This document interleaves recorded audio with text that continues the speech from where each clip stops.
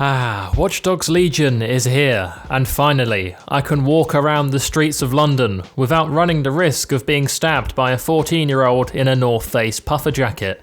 We drop in with our boy Dalton, who is investigating a disturbance at the Houses of Parliament.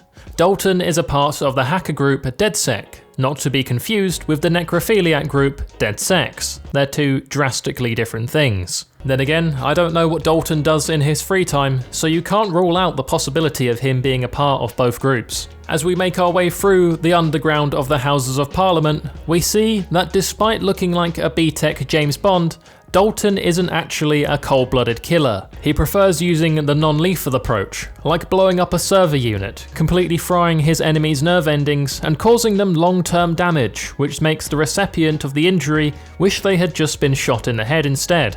As we go deeper underground, we see that the whole place is rigged to blow. Ah yes, combining two iconic traits of London, Houses of Parliament and bombings. GG Ubisoft. We actually have no idea who these shady individuals are that are planning to bomb the Houses of Parliament, but it slowly becomes clear that they are trying to make it look like DedSec are responsible for this. Why they're targeting us, I don't know. Did they get us confused with that other group?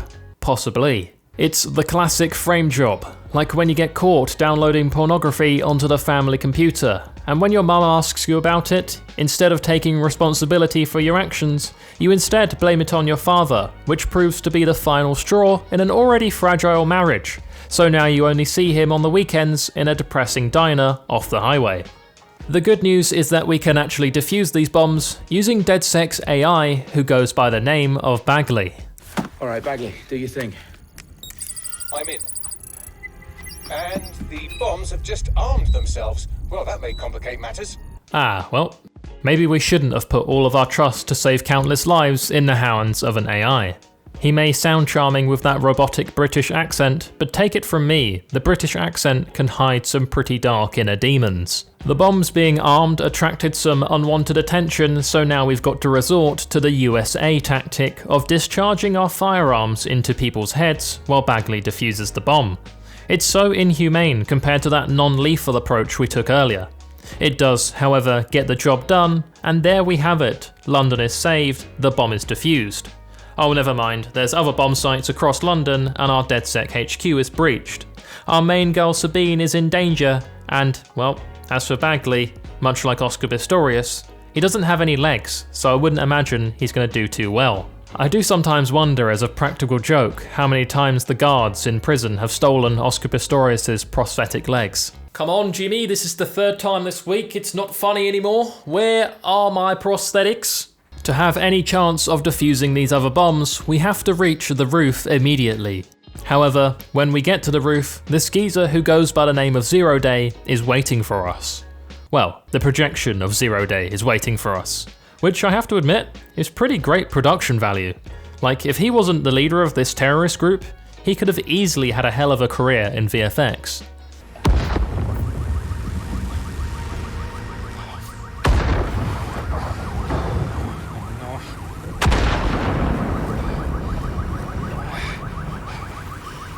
Time for a hard reset. Oh my god. With Dalton dead and the bombings being pinned on DedSec, Albion, a private military, patrolled London to make sure that DedSec never returned. However, Sabine was still alive, and she still knew of one remaining DedSec operative. Who is this last asset, you ask? None other than our main G, Horace. The dreads, the mismatching clothes, and the coat that smells like piss. This man doesn't bend to society's rules, and that's exactly what we're looking for. Horace may look perfect on the outside, but before we proceed, we must check how he handles in hand-to-hand combat. And well, if the way he knocked out this prostitute and hid her body in one swift move is anything to go by, pretty damn well. It's okay as well, Horace is actually allowed to beat up women, because if you saw on his profile description, he worked overseas at different children's hospitals, so he's a great guy. Saying that though, Jimmy Savile also did a lot of work at children's hospitals, but at least Horace took his business overseas rather than doing it right here in the UK. You know the saying, don't shit where you sleep or something like that. Just when you think Horace couldn't be any more of a G than he already is, he manages to pull off the sickest two-wheeler I've ever seen in a hybrid Prius. So here we are, at DedSec's last HQ, which is conveniently located underneath a pub. You couldn't employ an alcoholic to work at this HQ, as they wouldn't ever make it to work. I genuinely did used to work with an alcoholic at my old store job. One day he come in hungover and dropped a box of wine glasses, then proceeded to blame it on me, the absolute snake. However, when I told the managers to simply look back at the CCTV, they saw it wasn't me, and he got suspended. Moral of the story is, if you're going to be an alcoholic, at least full send it and OD, don't half-ask it and come into work the next day hungover. You're just wasting everyone's time then. I get the power back on, and what do you know? Bagley is still intact. What a champion. We Skype Sabine, which seems oddly outdated for a hacker group, but I'm not here to judge, and she tells us we need to get people's attention by rebelling against Albion. Well, sometimes you have to do what's right. That's right, Horace, my G, let's save London. But first, let's down 6 pints in under 60 seconds, because nothing is more British than getting arseholed before doing something really important. Picking up the kids from school? 6 pints. Going for a job interview? 6 pints. It's just tradition in these ends. Obviously I'm now absolutely smashed, so I'm responsible enough to call an Uber. Wow, that's so much easier than trying to find your own car when you can't see 6 feet in front of you. As displayed earlier, Horace is an extremely skilled driver, so the alcohol didn't affect his driving whatsoever. You could barely notice he'd even had 1, let alone 6. DedSec needs more than just Horace, Sabine and Bagley. So I decide that the perfect recruit would be this 50-year-old mum, Ellie, who looks more like a bake-off contestant than a resistance fighter. But everyone does just think that a few months ago we bombed London, so you know, you're kinda just grateful for anything at this point. She and all of her colleagues got laid off from a tech company and were given no explanation. So, if I find out why this happened, she said she's happy to help us. I arrive at the facility, and straight away I see it's Albion controlled, so I can't hold back here. I've really got to spare no Albion life. I set the tone for what's to come by strangling the first Albion officer I see, but once the deed is done, I realise he's not in Albion uniform, nor was he a threat. I think he was just some electrician they hired. Oh well, we all make mistakes I guess, let's just hope I learn from it. So I download the company's records and escape in an Albion vehicle, with the only damage I dealt being to the innocent electrician. So Ellie and her colleagues were all replaced by an AI.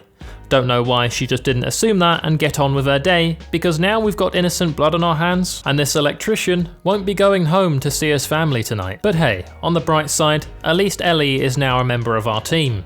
So I switch to the main girl, and the first thing I see is an Albion officer pull a Bruce Lee on some innocent civilian. I would get involved here, as this is clear oppression, but the form on that dropkick was unbelievable, and this man deserves his rewards not to be taken away. However, when he tries to repeat the same feat on me, that's where I draw the line.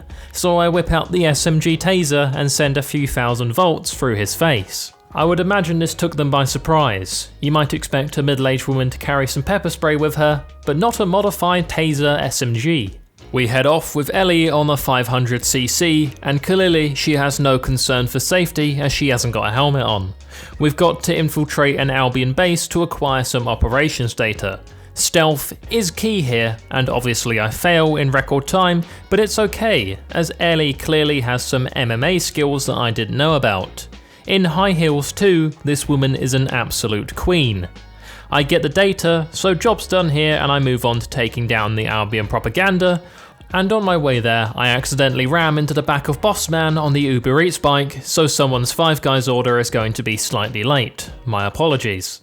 While scouting the propaganda, I completely blend in with the rest of society and don't look suspicious. That is until I reverse, not realising there's an Albion soldier behind me, so now he's mangled in my tyres and the Albion lads aren't too happy. I manage to escape by hopping on a cherry picker and taking myself to the top of a roof. Albion may control London, but it seems they have no idea what verticality is. So if you're above them, you're pretty much guaranteed safety. Ellie once again would surprise me more than the friendships I built with the other children in my uncle's basement, and display some unbelievable feats of parkour. This woman is literally fearless. No, I'm not just saying it, she is actually fearless. She jumped off this 40-foot roof and proceeded to get on with her day like it wouldn't have folded a regular human being inside out. So after taking our first steps to rebelling against Albion, Camden was now on DedSec's side. The lads selling 10 bags behind Sainsbury's car park were with DedSec, and that's what mattered. This game is genuinely so much fun. I cannot wait to play more of it. I hope you guys enjoy it so I can continue making videos on it. If you do want to see more, be sure to leave your support in the comment section down below. A big thank you, as always, to those of you who have clicked the join button and become a member of the channel. It really does mean a lot. Thank you guys for watching. I really do appreciate it, and I will see you all in the next one. Bye-bye. I would like to just give a huge shout out to my motherload Voiy Boys and above, Gerardo Cruz, Björn van den Hatter, Charlie Waldock, and Voiy is Gay. Thank you guys for your support.